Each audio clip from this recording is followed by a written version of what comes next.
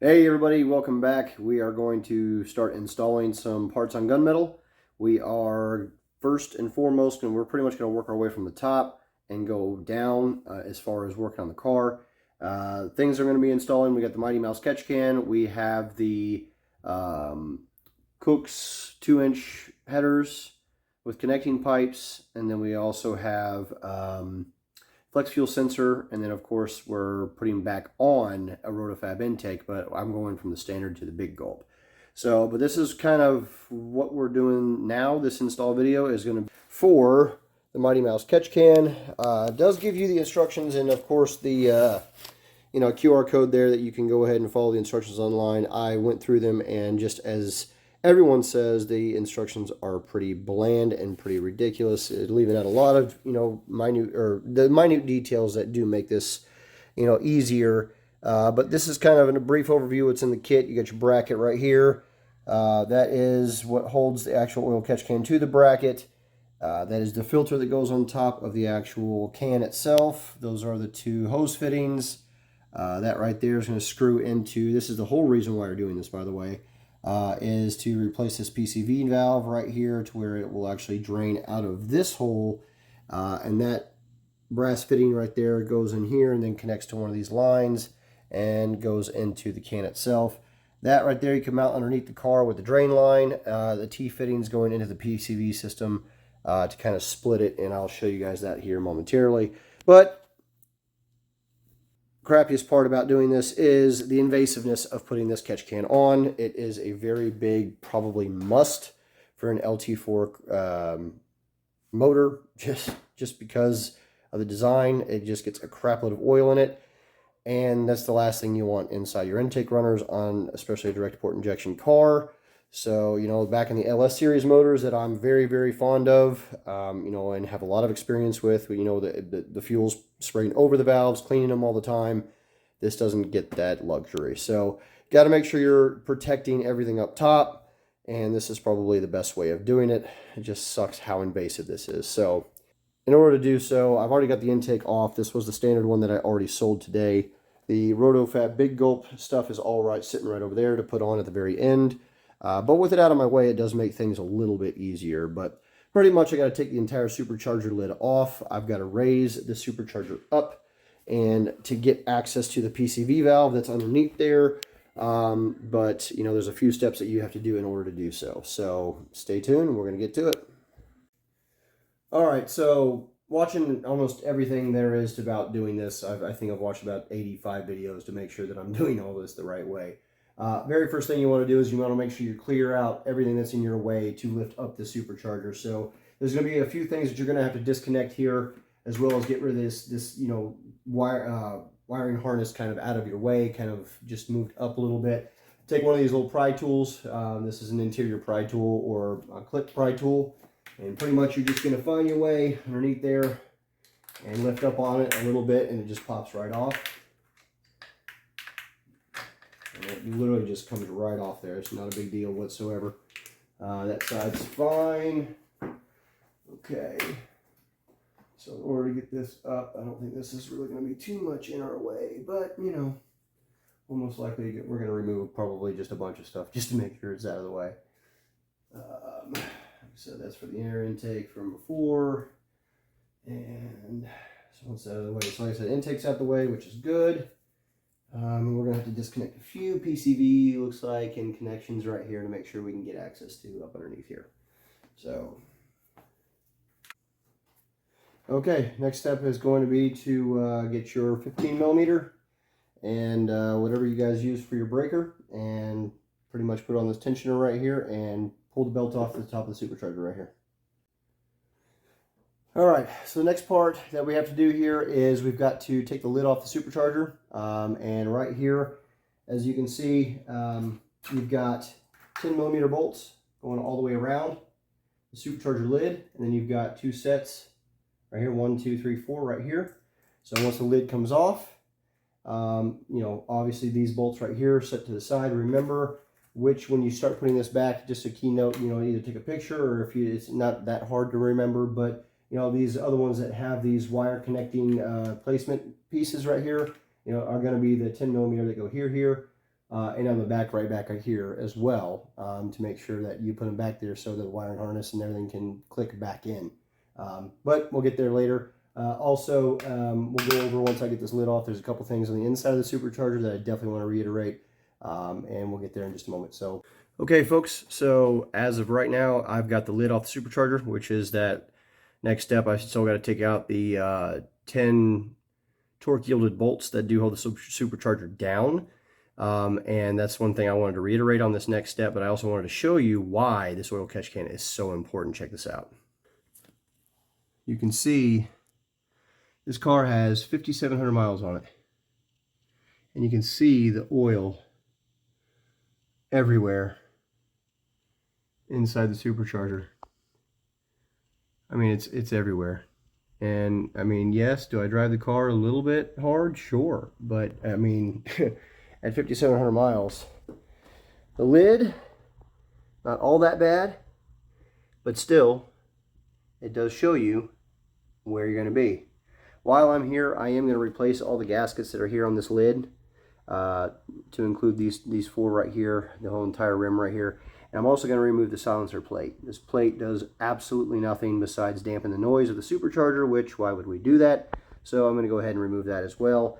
From a lot of videos I've seen, there's a lot of oil that gets trapped underneath there as well. So we will see here in just a second. Okay, so like I was saying before, there's a big thing that I also need to reiterate about, doing this work on this job. The supercharger bolts that hold the actual lid on, you can reuse those. That's not a problem whatsoever. But GM does recommend, if you ever take the supercharger off completely from the head, then you're going to have to replace the torque yielded bolts that are holding it in. So check this out. If you look on the supercharger right here, there are these 10mm bolts along each edge right here that are holding the supercharger on, okay? There's 10 of them, 5 on each side. Those 10 on the outside here that are holding the supercharger on need to be removed, and they need to be replaced. So go to GM before you start this project and get this right here. I'm going to flash the part number and the package for you. And as suspected, underneath that silencer plate, there is all kinds of oil trapped up underneath there. So, yep, plate's going away. Right here, this is AC Delco straight from GM, 12679527, and it is the intake manifold gasket kit. It has brand new bolts and gaskets for the entire manifold and supercharger system. You're going to just need probably the bolts. If you want to do a couple other O-ring changes or whatever, or gasket changes, I guess that's on you. I'm probably not going to, but it's not really usually that required. But the 10 bolts are for sure. They are torque yielded spec, and once you remove them, you cannot reuse them according to GM, which I've heard horror stories of them snapping, so don't take a chance. Go get yourself some bolts. They're about 150 bucks for the set right here, and it gives you at least a peace of mind. That way you got some brand new bolts in there holding that supercharger to the heads.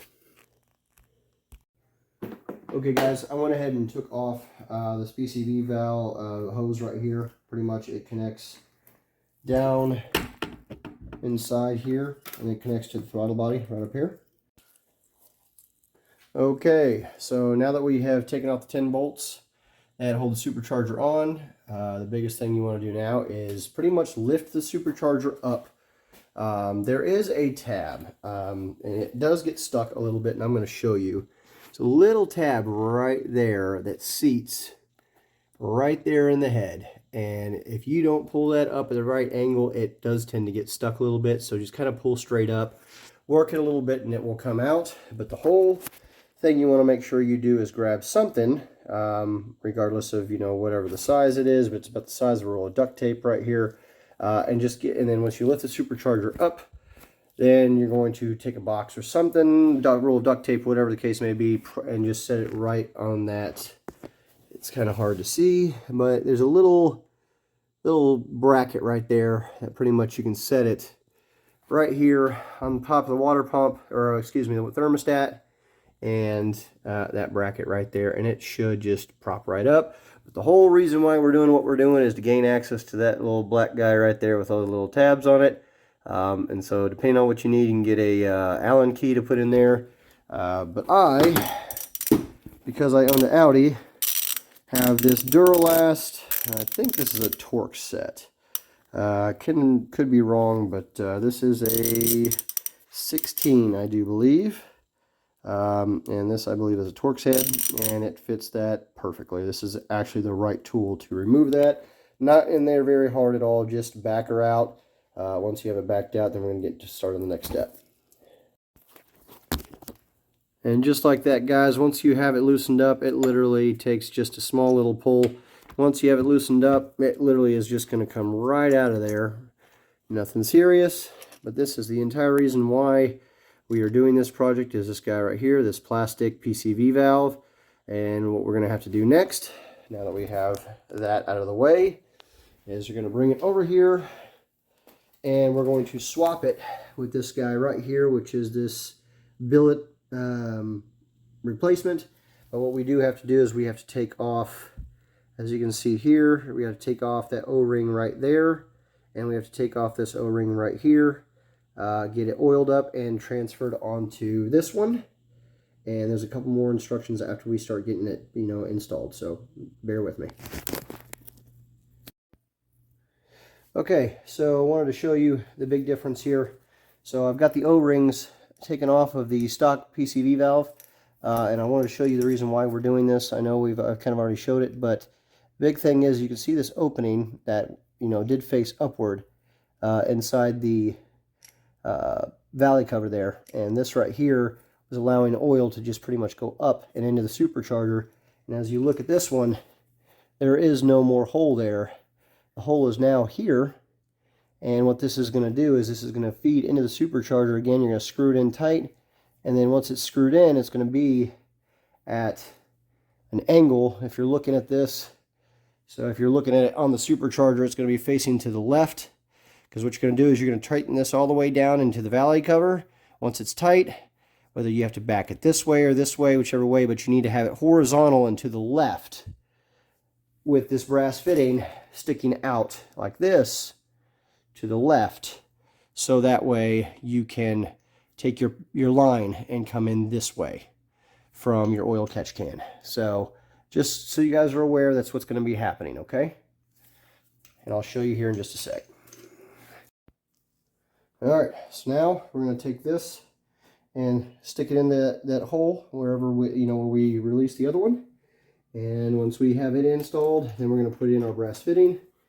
And once the brass fitting is in there, then it's going to start putting together the Mighty Mouse catch can to tap in, drop the supercharger back down, and then start assembling the Mighty Mouse catch can in order to run the line to this fitting of the entire reason why we did this. So stay tuned. Okay, so we now have the supercharger back down. The PCV valve is installed along with this line that is going for the oil catch can, but it is routed. It's going to be a little bit hard to see. Sorry for the lighting, but it's routed underneath there to the nipple, sticking horizontally to the left right here, and then coming up this way to where we can then tap it into the Mighty Mouse catch can that's going to be right in here. So that is the routing so far. So it does have to go in front of the thermostat, and all of this stuff right here are on top of the the thermostat right here on top. So I'm going to have to make sure it's away from the belt right here. But, zip tying it this way shouldn't be a problem. But now is going to come the next step, which is putting the bolts on, torquing to spec. There is a diagram from GM that I will put on the screen that you have to follow in sequence. You need to torque them down to 10 Newton meters. Do the conversion on Google if you don't have a Newton meter calculation. On inch pounds, I believe it's around 89 inch pounds. And make sure you torque them one pass and then go back and do the same torque spec, 10 Newton meters again, a second pass, just to make sure that you are on, and then you can reinstall the lid and then start dressing everything up.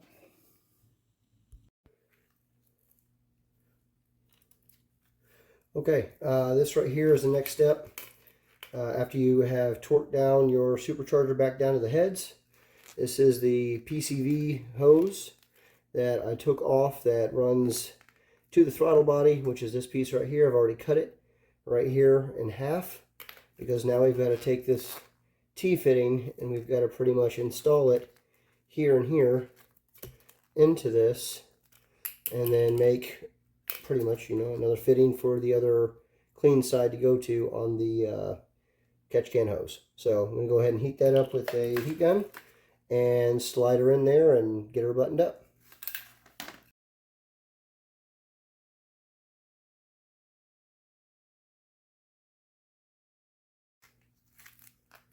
And just like that, that's one, and she's on there pretty tight.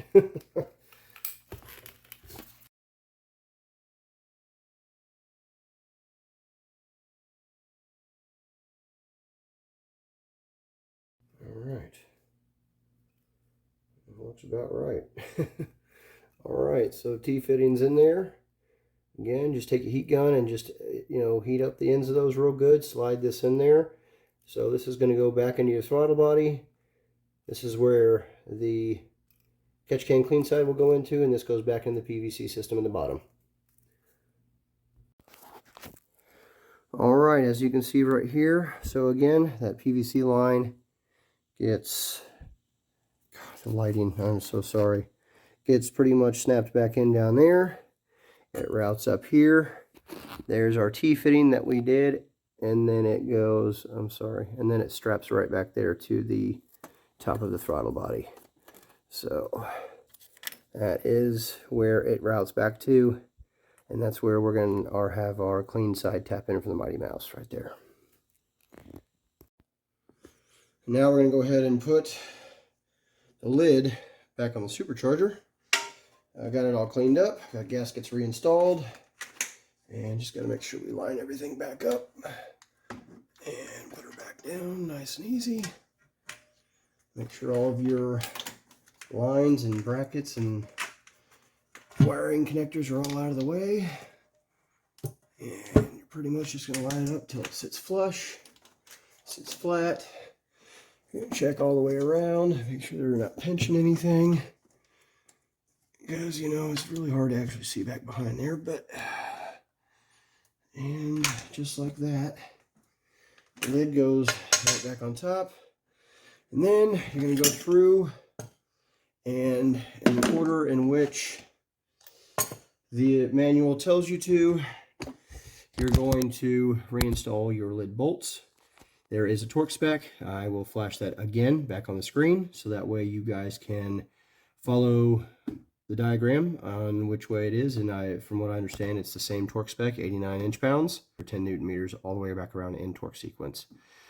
And then starting to put the catch can together. Alright folks, we are all strapped back together.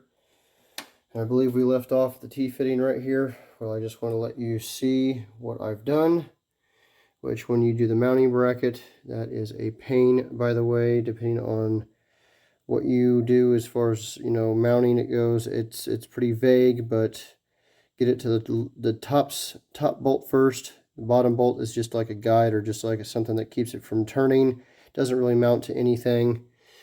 Mount your can, as you can see I've done here. This is your clean side now. Got it routed right here. Gosh, lighting is horrible, and I'm sorry. Hose going around here. Got it zip tied to the coolant line up to that T-fitting right here. And then right over here on the other side is the dirty side, which I've got it. It's very hard to see, and it does come pretty close over here, but it is pressed in here. And the hose, remember, coming out of the bottom of the valley here, comes up and around pretty much right here, and then down into the can right there. And that is it. It is mounted. So all is well in the world. Nothing broke, thank freaking God. Everything went on without a hitch. New bolts are torqued down to spec. Lids on. Again, intake is last. I'm going to be moving on to headers next. and then the E85 flex fuel sensor. And then I just zip tied these lines, by the way, in a few spots, few areas, just to, you know, keep them from moving around, getting towards a fan, getting towards a belt. You know, that's the last thing you want to do is have anything moving around.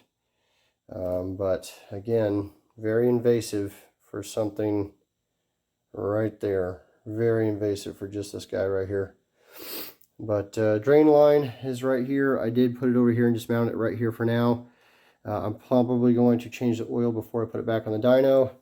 And I will take that drain line and put it down underneath the car, mount it somewhere that makes sense when I'm draining the, or when I'm changing the oil, and just do it all at the same time. But headers is next. If you guys have any questions, feel free to let me know. I think that's really about it. Thanks for watching, guys.